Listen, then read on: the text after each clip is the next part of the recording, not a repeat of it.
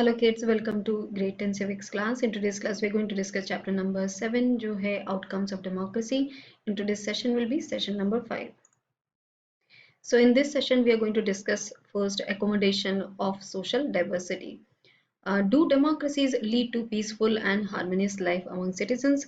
It will be a fair expectation that democracy should produce a harmonious social life. तो क्या democracy जो है वो लीड जो डेमोक्रेसी होती है वहाँ पे लीड करते हैं लोग पीसफुल एंड हार्मोनियस लाइफ होती है वहाँ पे सिटीजन्स की and it will be a fair expectation कि अगर ये एक्सपेक्ट किया जाए तो डेमोक्रेसी में लोग एक हार्मोनियस सोशल लाइफ होगी लोग एक दूसरे से मिल के रहेंगे so this will be a fair expectation from democracy. No society can fully and permanently resolve conflicts among different groups, but we can certainly learn to respect these differences and we can also evolve mechanism to negotiate the differences. Democracy is best suited to produce this outcome.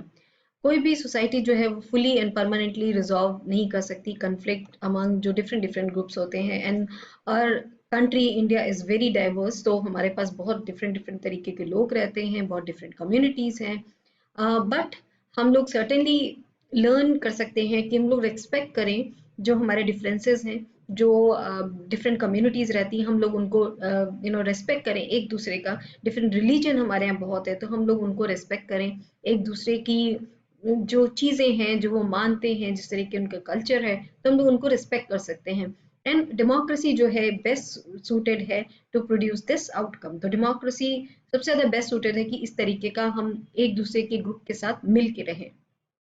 Non-democratic regimes often turn a blind eye or suppress internal social differences.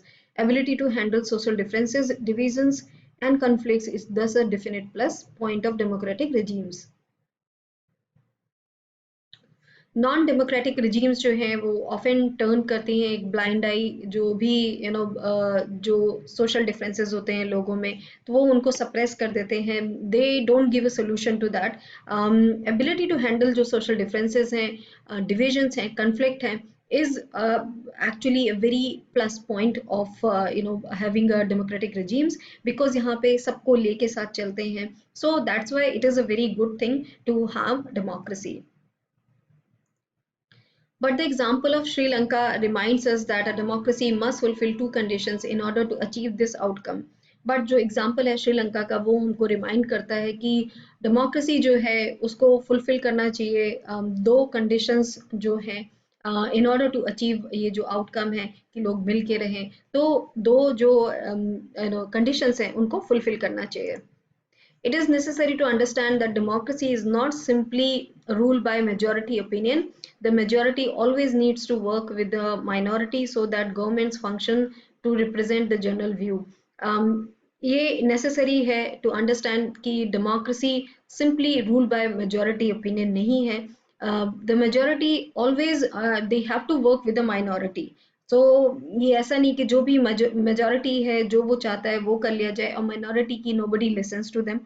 ऐसा नहीं है तो majority को always they have to work with the minority जिससे कि government जो है अच्छे से फंक्शन कर सके. Majority and minority opinions are not permanent. It is also necessary that rule by majority does not become rule by majority community in terms of religion or race or linguistic group. Majority and minority opinion जो है वो permanent नहीं है and ये भी बहुत ज़रूरी है कि rule by majority जो है वो रूल बाय मेजोरिटी कम्युनिटी न बन जाए तो एक कम्युनिटी जो है वो टेक ओवर न कर ले ऑन अदर कम्युनिटीज तो in terms of majority of community in terms of majority of religion और रेस और linguistic group that shouldn't happen. It is just a majority जो रूल करती है इन डेमोक्रेसी बट कोई भी एक कम्युनिटी रिलीजन रेस जो है या लिंग्विस्टिक ग्रुप है वो टेक ओवर नहीं करना चाहिए. Rule by majority means that in case of every decision or in case of every election, different persons and groups may and can form a majority.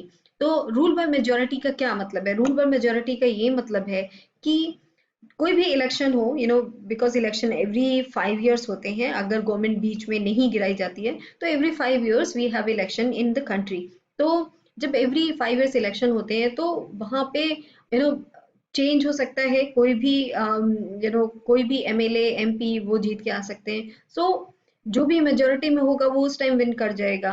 तो different people आ सकते हैं, different group, they can come and they have a majority and then they can lead the government, उसमें lead कर सकते हैं। तो that is what it is not the majority by a community, by a group. Democracy remains a democracy only as long as every citizen has a chance of being a majority at some point of time. तो democracy जो है वो democracy तभी तक रहती है as long as जो every citizen है उनके पास chance है कि वो of being a majority at some point of time, कि some point of time पे उनके पास भी there is a chance, either they become a majority or not, that is a different thing, but everybody has a chance to become a majority at any or some point of time. If someone is barred from being in majority on the basis of birth, then the democratic rule ceases to be accommodative for that person or group. अगर कोई भी बार हो रहा है for being in majority, कि उसको by birth उसको बार किया जा रहा है कि वो नहीं कर सकते हैं, देन जो जो डेमोक्रेटिक रूल है वो अकोमोडेटिव नहीं है फॉर दैट पर्सन और group, so that should not happen. everybody should be able to उनको ये होना चाहिए कि वो कभी भी मेजोरिटी में आ सकते हैं, वो इलेक्शन में खड़े हो सकते हैं, whatever they want, everybody should have that freedom. So that's all we have discussed about democracy, किस तरीके से उसमें चीजें होती हैं, how majority works. So that's all for this session, thank you.